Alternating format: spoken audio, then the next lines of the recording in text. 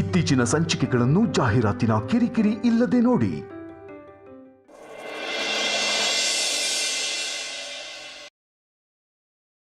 ಮತ್ತೆ ಹೇಗೆ ನಡೀತಿದೆ ಕೆಲಸ? ನಿಮ್ಮ ಆಶೀರ್ವಾದದಿಂದ ಚೆನ್ನಾಗಿ ನಡೀತಾ ಇದೆ ಮೇಡಮ್. ಏನಂತಾರೆ ನಮ್ಮ ಬೀಗರು? ಅವ್ರ ಪಾಡ್ಗವರು ಕೆಲಸ ಮಾಡ್ಕೊಂಡು ಹೋಗ್ತಾ ಇದ್ದಾರೆ. ಮೊನ್ನೆ ನೀವಿಬ್ಬರು ನಮ್ಮ ಮನೆ ಮುಂದೆ ಏನೋ ಡೀಪಾಗಿ ಡಿಸ್ಕಷನ್ಲಿದ್ರಿ ಅನ್ಸತ್ತೆ.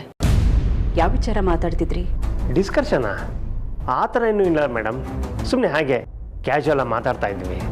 ಸುಮ್ಮನೆ ಮಾತಾಡೋಕ್ಕೆ ನಮ್ಮನೆ ಮುಂದೆನೇ ಆಗಬೇಕು ಅಂತ ಏನೂ ಇಲ್ಲ ಅಲ್ವಾ? ಕಂಬಳಿ ಹುಳ ಚಿಟ್ಟೆ ಆಗುತ್ತೆ ಅಂತ ನೀವು ನಂಬದೇ ಇರ್ಬೋದು, ಆದರೆ ನಾನು ಅದನ್ನು ಬಲವಾಗಿ ನಂಬ್ತೀನಿ. ಏನು ವಿಚಾರ ಅಂತ? ಹಾಗೇನಿಲ್ಲ ಮೇಡಮ್, ಮಂಜೂರು ನಮ್ಮ ಏಜೆನ್ಸಿಯಲ್ಲಿ ಕೆಲಸ ಮಾಡ್ತಾರಲ್ವಾ, ಹಾಗಾಗಿ ಸ್ವಲ್ಪ ಸಾಲ ಬೇಕು ಅಂತ ಕೇಳಿದ್ರು. ಆ ವಿಚಾರವಾಗಿ ಮಾತಾಡ್ತಾ ಇದ್ದು ಅಷ್ಟೇ. ನೀವು ನಿಜ ಹೇಳಿದ್ರೆ ಸರ್, ಇಲ್ಲ ಅಂದರೆ ನಿಮ್ಮ ಏಜೆನ್ಸಿನ ಕ್ಯಾನ್ಸಲ್ ಮಾಡಿ ಬೇರೆ ಏಜೆನ್ಸಿನ ಹೈಯರ್ ಮಾಡ್ಕೊಳ್ತೀನಿ. ನೀವು ತಿನ್ನೋ ಅನ್ನಕ್ಕೆ ಕಲ್ಲು ಹಾಕೋಬೇಡಿ. ನಿಜ ಏನು ಅಂತ ಹೇಳಿ. ಮೇಡಮ್ ಪ್ಲೀಸ್ ಆ ಥರ ಎಲ್ಲ ಮಾಡಬೇಡಿ, ನಿಮಗೆ ನಿಜ ಹೇಳಬೇಕು ಅಷ್ಟೇ ತಾನೇ?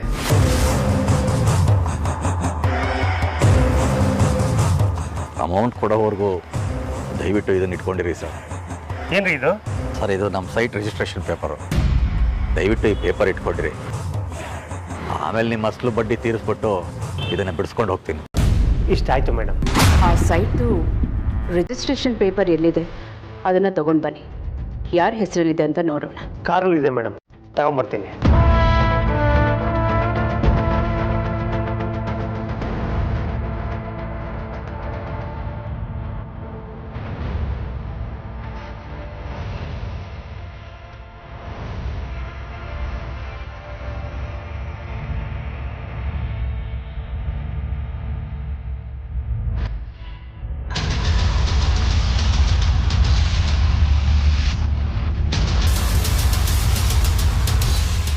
ಓಹ್, ಇದ ವಿಷಯ. ಪರವಾಗಿಲ್ವೇ? ನನ್ನ ಸೊಸೆ ಅಂದರೂ ತುಂಬ ಜೋರಿದ್ದಾರೆ. ಹಸ್ತ ತೋರಿಸಿದ್ರೆ ಕೈನೇ ನುಂಗ್ತಾರೆ. ನಾವಿಷ್ಟು ಕಷ್ಟಪಟ್ಟು ಕೆಲಸ ಮಾಡಿದ್ರೆ ಇವರು ಆ ದುಡ್ಡನ್ನು ದೋಚ್ಕೊಂಡೋಗಿ ಅವರಪ್ಪ ಅಮ್ಮನಿಗೆ ಸೈಡ್ ಕೊಡಿಸಿದಾರಾ? ಇವತ್ತಿದೆ ಕಂಡ್ರೆ ನಿಮಗೆ ಮಾರಿ ಹಬ್ಬ. ಸದ್ಯಕ್ಕೆ ಈ ಪೇಪರ್ ನನ್ನ ಹತ್ರನೇ ಇರಲಿ. ಇದ್ರ ಬಗ್ಗೆ ನಾನು ನನ್ನ ಸೊಸೆ ಹತ್ರ ಡಿಸ್ಕಷನ್ ಮಾಡಬೇಕು. ಮೇಡಮ್ ಈ ರೀತಿ ಹೇಳ್ತೀನಿ ಅಂತ ದಯವಿಟ್ಟು ತಪ್ಪು ತಿಳ್ಕೊಬೇಡಿ. ಮಂಜು ಅವರು ನನ್ನನ್ನು ನಂಬಿ ಈ ಪತ್ರ ಕೊಟ್ಟಿದ್ದಾರೆ ಮೇಡಮ್. ಅವ್ರು ಹೇಳಿದೆ ನಾನು ನಿಮಗೆ ಕೊಡೋದು ತಪ್ಪಾಗುತ್ತೆ ಮೇಡಮ್.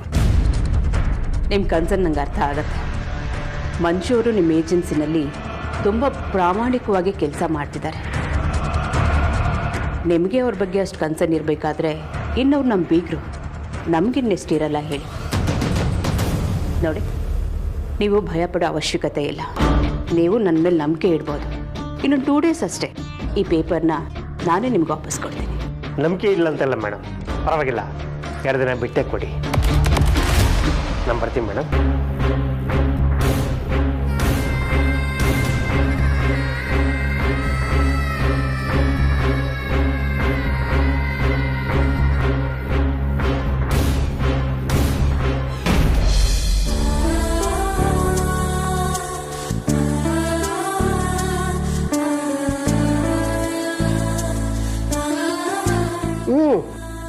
ವೈದೇಹಿ ತಲೆ ಬಾಚು ಅಂದ್ರೆ ನಾನು ಬಾಚಲ್ವಾ?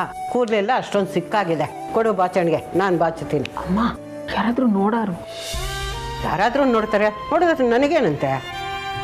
ಅಮ್ಮ, ಎಲ್ಲರೂ ಮನೇಲೇ ಇದ್ದಾರೆ. ಸುಮ್ಮನೆ ನೋಡಿದ್ರೆ ರಾಧಾಂತ ಆಗುತ್ತೆ. ನಾನೇ ಬಾಚ್ಕೋತೀನಿ. ನೋಡೋ ವೈದೇಹಿ, ಇದುವರೆಗೂ ನೀನು ಹೇಳಿದಾಗಿಲ್ಲ ನಾನು ಕೇಳಿದ್ದೀನಿ. ಈಗ ನಾನು ಹೇಳಿದಾಗೆ ನೀನು ಕೇಳಬೇಕು. ನೀನೇನು ಹೇಳಿದೆ? ನನ್ನ ಕಣ್ಣು ಕಾಣಿಸ್ತಾ ಇರೋದನ್ನು ಯಾರಿಗೂ ಹೇಳಬೇಡ ಅಂದೆ.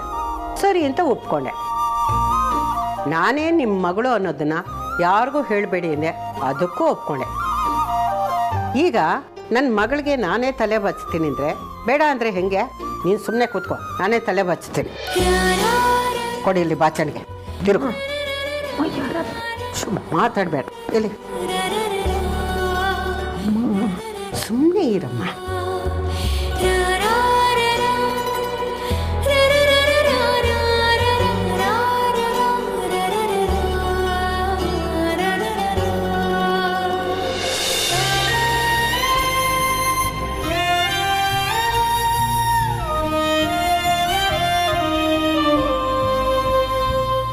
ಯಾಕಮ್ಮ ಮಾಡ್ತಾ ಇದೆಯಾ?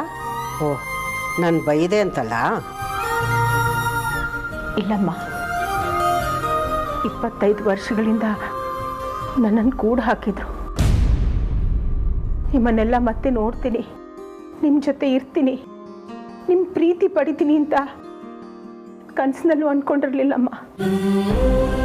ಈಗ ನೀವು ನನ್ನ ತಲೆ ಬಾಚ್ತಿರೋದು ನೋಡಿದ್ರೆ ಕಹಿ ಘಟನೆಗಳೆಲ್ಲ ಮಾಸ್ ಹೋಗಿ ನನಗೂ ಒಂದು ರೀತಿ ನೆಮ್ಮದಿ ಅನಿಸ್ತಾ ಇದೆ.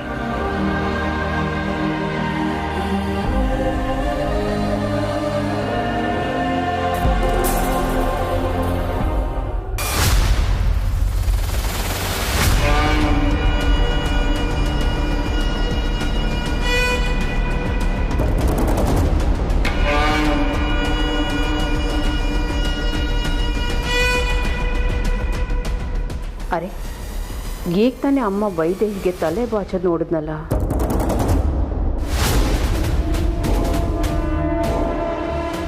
ಅಮ್ಮಂಗೆ ಕಣ್ಣು ಕಾಣಿಸಲ್ಲ, ಅಂಥದ್ರಲ್ಲಿ ತಲೆ ಬಾಚೋದಕ್ಕೆ ಹೇಗೆ ಸಾಧ್ಯ? ನಾನೇ ಕನ್ಫ್ಯೂಸ್ ಮಾಡಿಕೊಂಡೆ ಅನ್ಸುತ್ತೆ. ಸುಹಾಸಿನಿ ಅವರೇ, ಏನಾದರೂ ಬೇಕಿತ್ತಾ? ಓ, ಸುಹಾಸಿನಿ ಬದಲಾ? ಬಾರೇ ಸುಹಾಸಿನಿ, ಏನಾದರೂ ಬೇಕೇನೆ ನಿನಗೆ? ಏನಿಲ್ಲ.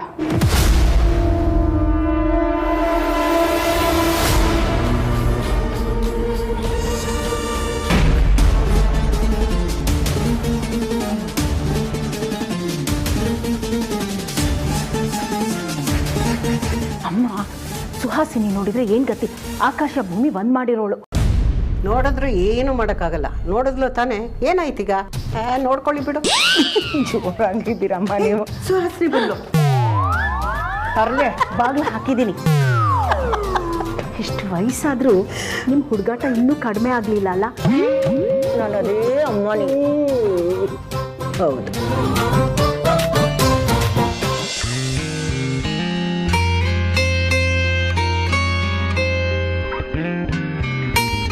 ಮುಚ್ಚು ಬಾಯಿ, ಜಾಸ್ತಿ ಮಾತಾಡಬೇಡ.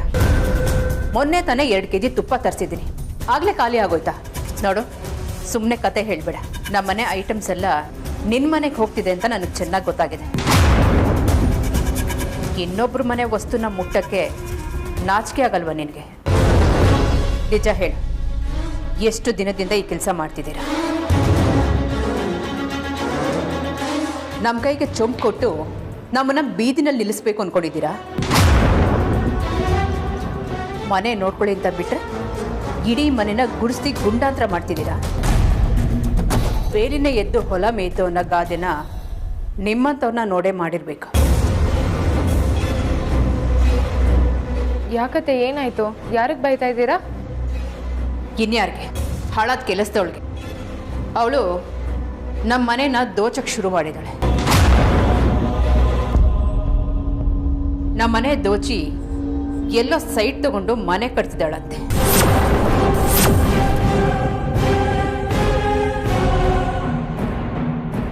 ತಿನ್ನಕ್ಕೆ ಗತಿ ಇಲ್ಲ ಅಂತ ಕೆಲಸ ಕೊಟ್ರೆ ನಮಗೆ ಮೋಸ ಮಾಡ್ತಿದ್ದಾರೆ.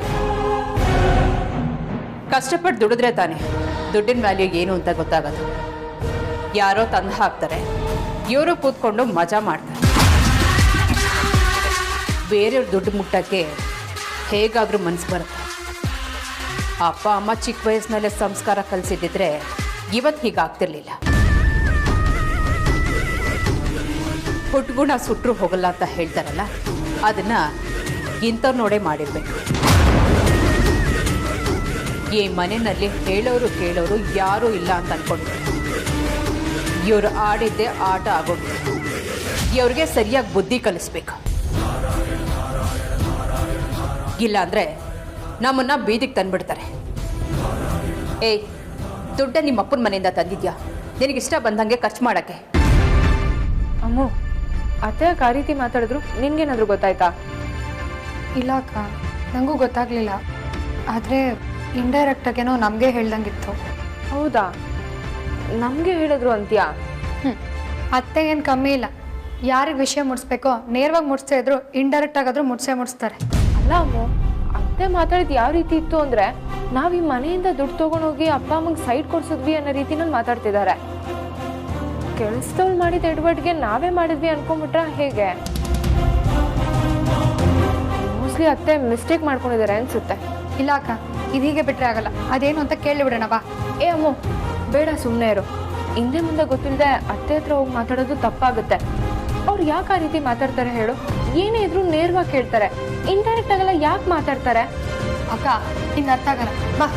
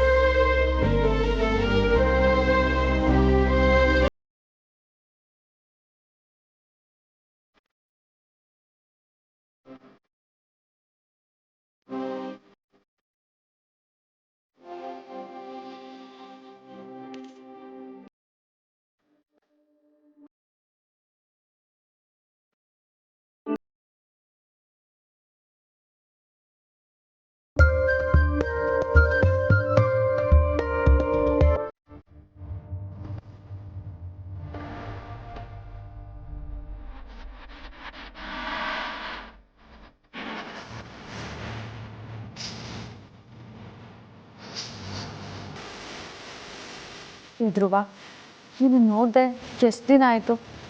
ನೀನು ನೋಡಬೇಕು, ನಿನ್ನ ಜೊತೆ ಮಾತಾಡಬೇಕು ಅಂತ ಅನ್ನಿಸ್ತಾ ಇದೆ. ಅದಕ್ಕೆ ಆಗಾಗ ಅಮ್ಮ ಅಕ್ಕ ಆರತಿ ಅಕ್ಕಂಗೆ ಕಾಲ್ ಮಾಡಿ ನಿನ್ನ ಬಗ್ಗೆ ತಿಳ್ಕೊಳ್ತಾ ಇರ್ತೀನಿ. ನಾನೇ ಡೈರೆಕ್ಟಾಗಿ ಬಂದು ನಿನ್ನ ಜೊತೆ ಮಾತಾಡ್ಬೋದು.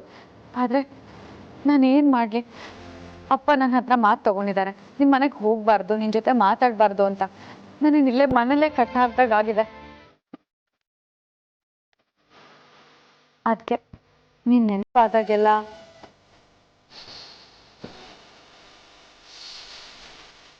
ನೀನು ಕೊಟ್ಟಿರೋ ಸರ ನೋಡಿ ನನಗೆ ನಾನೇ ಸಮಾಧಾನ ಮಾಡ್ಕೊಳ್ತೀನಿ.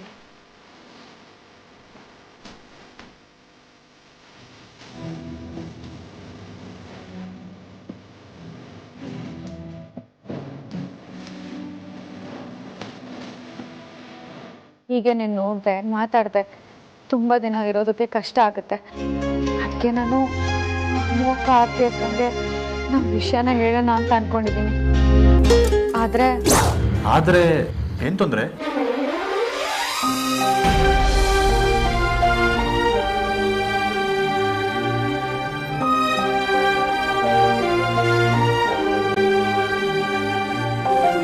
ಅರೆ ಧ್ರುವ, ನೀನಾ? ನಾನು ನೀನು ಹುಷಾರಾದ್ಯಾ?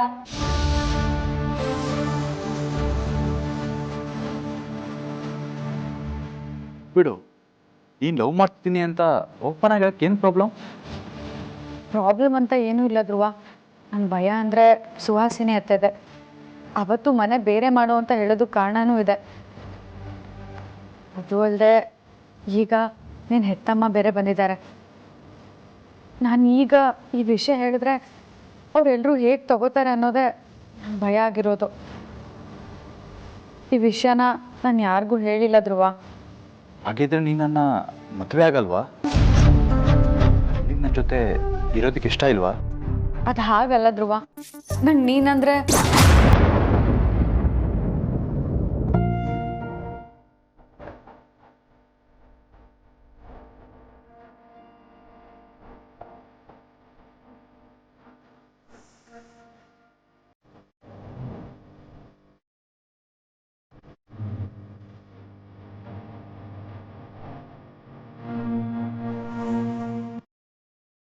ಹಾಗಿದ್ರೆ ನೀನು ನನ್ನ ಮದುವೆ ಆಗಲ್ವಾ? ನಿನಗೆ ನನ್ನ ಜೊತೆ ಇರೋದಕ್ಕೆ ಇಷ್ಟ ಇಲ್ವಾ?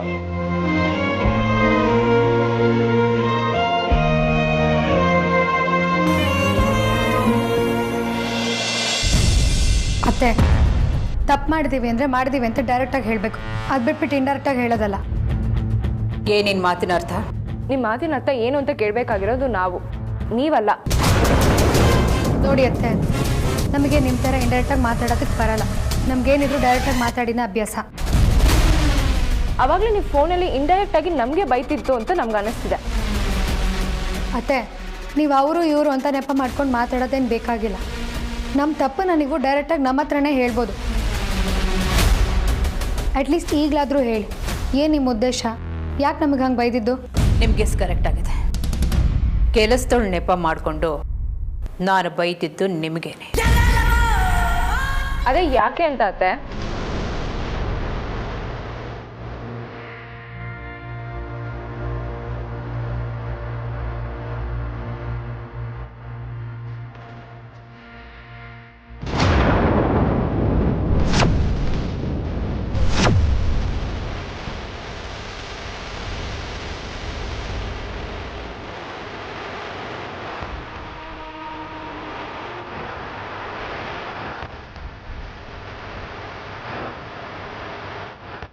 ಏನಿದು? ಏನು ನಿಮ್ಮ ಉದ್ದೇಶ? ಓ, ಆಲ್ರೆಡಿ ನಿಮಗೆ ವಿಷಯ ಗೊತ್ತಾಗಿದೆ ಅನ್ಸುತ್ತೆ. ಪರವಾಗಿಲ್ಲ, ತುಂಬ ಸ್ಪೀಡ್ ಇದ್ದೀರಾ ಅತ್ತೆ. ಗೊತ್ತಿರೋದಕ್ಕೆ ಬೆಂಡೆತ್ತ ಇರೋದು. ಅತ್ತೆ, ಅಂದಂಗೆ ಈ ಪೇಪರ್ಸ್ ನಿಮ್ಮ ಹತ್ರ ಹೇಗೆ ಬಂತು? ಯಾರ ಹತ್ರ ಕೇಳಿ ತರಿಸ್ಕೊಂಡ್ರಿ? ನೀವು ಪ್ರೀತಿಯಿಂದ ಕೊಡಿಸಿರೋ ಸೈಟನ್ನು ನಿಮ್ಮಪ್ಪ ಸೆಕ್ಯೂರಿಟಿ ಏಜೆನ್ಸಿಯವರ ಹತ್ರ ಶ್ಯೂರಿಟಿ ಇಟ್ಟು ಸಾಲ ತಗೊಂಡಿದ್ದಾರಂತೆ.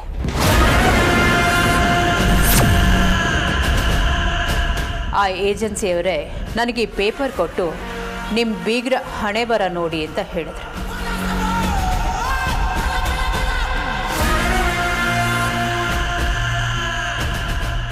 ಛೇ, ಅಪ್ಪ ಯಾಕೆ ಈ ಥರ ಮಾಡಿದ್ರು? ಇದಕ್ಕೇನಾ ಸೈಟ್ ಪೂಜೆ ದಿನ ಪೇಪರ್ಸ್ನ ಮನೇಲೆ ಮರ್ತು ಬಂದಿದ್ದೀನಿ ಅಂತ ಹೇಳಿತ್ತು. ನಮ್ಮ ಸಪೋರ್ಟ್ ಇಲ್ಲದೆ ನೀವೇನೂ ಮಾಡೋಕ್ಕಾಗಲ್ಲ. ನೀನು ನಿನ್ನ ಅಕ್ಕ ಮದುವೆ ಆಗಿ ಮನೆಗೆ ಬಂದ ಮೇಲೆ ನಿಮ್ಮ ಅಪ್ಪ ಅಮ್ಮನಿಗೆ ಒಂದು ಜಾಗ ಅಂತ ತೊಗೊಳಕ್ಕಾಗಿತ್ತ. ಇಲ್ಲ ಅಂದಿದ್ರೆ ಒಂದು ಅಗಲ ಜಾಗ ಕೂಡ ನಿಮ್ಮ ಅಪ್ಪ ಅಮ್ಮನಿಂದ ತೊಗೊಳಕ್ಕಾಗಲ್ಲ. ನಾವು ನಿಮ್ಮ ದುಡ್ಡಲ್ಲಿ ತೊಗೊಂಡಿದ್ದೀವಿ ಅನ್ನೋ ಥರ ಮಾತಾಡ್ಬಿಡಿಯತ್ತೆ. ನಾವು ಕಷ್ಟಪಟ್ಟು ದುಡ್ದು ನಮ್ಮ ದುಡ್ಡಲ್ಲಿ ಕೊಡಿಸಿದ್ದೀವಿ. ಹೌದತ್ತೆ, ನಮ್ಮ ಅಪ್ಪ ಅಮ್ಮ ನಿಮ್ಮಂಗಲೇ ಬದುಕ್ತಿದ್ದಾರೆ. ನೀವಿಲ್ಲ ಅಂದರೆ ಅವ್ರು ಬದುಕಕ್ಕೆ ಆಗಲ್ಲ ಅನ್ನೋ ರೀತಿಯೆಲ್ಲ ಮಾತಾಡ್ಬಿಡಿಯತ್ತೆ. ನೀವಿಲ್ಲ ಅಂದ್ರೂ ಅವ್ರು ಚೆನ್ನಾಗಿರ್ತಾರೆ, ನಿಮ್ಮ ನೆರಳಿಲ್ಲ ಅಂದ್ರೂ ಕೂಡ ಅವ್ರು ಚೆನ್ನಾಗೇ ಇರ್ತಾರೆ. ಅತ್ತೆ, ನೀವು ಇನ್ನೊಂದು ಮಾತು ಹೇಳಿದ್ರಲ್ಲ, ನಾವು ನಮ್ಮ ಅಪ್ಪ ಅಮ್ಮಂಗೆ ಸೈಟ್ ಕೊಡ್ಸಿದ್ದೀವಿ ಅಂದರೆ ನಾವು ಈ ಮನೆ ದುಡ್ಡನ್ನೆಲ್ಲ ದೋಚ್ಕೊಂಡು ಹೋಗಿ ಅವ್ರಿಗೆ ಸೈಟ್ ಕೊಡ್ಸಿದ್ದೀವಿ ಅಂತನಾ? ಹಾಗೇನಾದರೂ ಅಂದ್ಕೊಂಡಿದ್ರೆ ಅದು ನಿಮ್ಮ ತಪ್ಪು ಕಲ್ಪನೆ. ಸಾರಿ ಸಾರಿ ಸಾರಿ ಸಾರಿ ಅದು ನಿಮ್ಮ ಕೆಟ್ಟ ಕಲ್ಪನೆ. ನಾವಿಬ್ರು ಕಷ್ಟಪಟ್ಟು ದುಡ್ದಿರೋ ದುಡ್ಡಲ್ಲಿ ಅವ್ರಿಗೆ ಸೈಟ್ ಕೊಡ್ಸಿರೋದು. ಏಯ್, ನಿಮ್ಮ ಗಂಡಂದರನ್ನ ಯಾಮಾರಿಸೋ ಹಾಗೆ ನನ್ನನ್ನು ಯಾಮಾರಿಸ್ಬೋದು ಅಂತ ಅನ್ಕೋಬೇಡಿ. ನಾನು ಯಾರನ್ನೂ ಅಷ್ಟು ಈಸಿಯಾಗಿ ನಂಬಲ್ಲ. ಅಲ್ಲ, 3 ಹೊತ್ತು ಮನೇಲಿ ಬಿದ್ದಿರೋ ನೀವು ಸೈಟ್ ಕೊಡಿಸ್ತೀರಾ ಅಂದರೆ ನಾನಲ್ಲ, ಯಾರೂ ನಂಬಲ್ಲ. ಅಂದರೆ ನಾವು ಕೆಲಸನೇ ಮಾಡಿಲ್ಲ, ಸಂಪಾದನೆ ಮಾಡಿಲ್ಲ ಅಂತ ಹೇಳ್ತಿದ್ದೀರಾ? ಎಕ್ಸಾಕ್ಟ್ಲಿ, ನಾನು ಅದನ್ನೇ ಹೇಳ್ತಿರೋದು. ನಿಮ್ಮಿಂದ 20-30 ಲಕ್ಷ ಸಂಪಾದನೆ ಮಾಡೋಕ್ಕೆ ಸಾಧ್ಯನೇ ಇಲ್ಲ. ನನ್ನ ಮಕ್ಕಳು ದುಡ್ದಿರೋ ದುಡ್ಡಲ್ಲಿ ಇವತ್ತು ಸೈಟ್ ತಗೊಂಡಿದ್ದೀರಾ, ನಾಳೆ ಮನೆ ಕಟ್ಸ್ಕೊಡ್ತೀರಾ, ಮುಂದೊಂದು ದಿನ ಇಡೀ ಆಸ್ತಿನೇ ಬರ್ಸ್ಕೊಳ್ಳಲ್ಲ ಅಂತ ಏನು ಗ್ಯಾರಂಟಿ? ಅತ್ತೆ,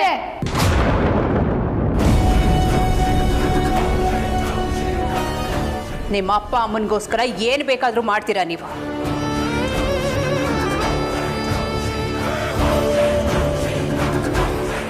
ಹಿಂದೆ ಮುಂದೆ ಗೊತ್ತಿಲ್ಲ ಏನೋ ಮಾತಾಡ್ಬಿಡಿ ಅತ್ತೆ. ಈ ಸೈಟನ್ನು ನಾವು ನ್ಯಾಯವಾಗಿ ದುಡ್ದಿರೋ ದುಡ್ಡಲ್ಲಿ ಕೊಡಿಸಿದ್ದೀವಿ. ನಿಮ್ದಾಗಲಿ ನಿಮ್ಮ ಮಕ್ಳದಾಗಲಿ 1 ರೂಪಾಯಿ ಕೂಡ ಇಲ್ಲ. ನಿಮ್ಮ ದುಡ್ಡಲ್ಲೇ ಕೊಡಿಸ್ಬೇಕು ಅನ್ನೋ ಉದ್ದೇಶ ಆಗಿದ್ದಿದ್ರೆ ಇಷ್ಟು ದಿನ ಬೇಕಾಗಿರಲಿಲ್ಲ. ಯಾವಾಗಲೂ ನಿಮ್ಮ ಮಕ್ಳ ಹತ್ರ ಮಾತಾಡಿ ಕೊಡಿಸ್ತಿದ್ವಿ.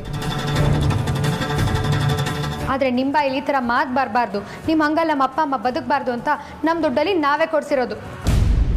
ನಿಮ್ಮ ಯೋಗ್ಯತೆಗೆ 30 ಲಕ್ಷ ಅಲ್ಲ, 30,000 ಕೂಡ ಸಂಪಾದನೆ ಮಾಡೋಕ್ಕಾಗಲ್ಲ. ಸುಳ್ಳು ಹೇಳಿಬಿಡಿ, ನಿಜ ಹೇಳಿ. ಇದೇ ರೀತಿ ನನ್ನ ಮನೆ ದೋಚ್ಕೊಂಡು ಏನೇನೆಲ್ಲ ಮಾಡಿದ್ದೀರಾ? ಎಷ್ಟು ಕಡೆ ಸೈಟ್ ಮಾಡಿದ್ದೀರಾ? ನಿಮ್ಮ ಥರ ಸುಳ್ಳು ಹೇಳೋ ಬುದ್ಧಿ ನಮಗಿಲ್ಲ ಅತ್ತೆ. ನಾವು ನಿಜಾನೇ ಹೇಳ್ತಿರೋದು. ಇದರಲ್ಲಿ ನಿಮ್ಮದು 1 ಪೈಸೆನೂ ಇಲ್ಲ. ನಾವು ಸ್ವಂತವಾಗಿ ದುಡ್ದಿರೋ ದುಡ್ಡಲ್ಲಿ ಕೊಡಿಸಿರೋದು. ಬೇಕಿದ್ರೆ ನಿಮ್ಮ ಮಕ್ಳ ಹತ್ರನೇ ಕೇಳಿ, ಅವ್ರಿಗೂ ಈ ವಿಷಯ ಗೊತ್ತಿದೆ. ಏಯ್, ನಿಮ್ಮ ಮೇಲೆ ಬಂದಿರೋ ಆರೋಪನ ವೇದಾದ ಮೇಲೆ ಹಾಕಬೇಡಿ. ಒಂದು ವೇಳೆ ಅವನಿಗೆ ಗೊತ್ತಿದ್ದಿದ್ರೆ ನನ್ನ ಹತ್ರ ಹೇಳ್ತಿದ್ದ. ನೀವಿಬ್ರು ಸುಳ್ಳು ಹೇಳ್ತಿದ್ದೀರಾ. ನಿಮ್ದೊಂದು ಫ್ರಾಡ್ ಫ್ಯಾಮಿಲಿ.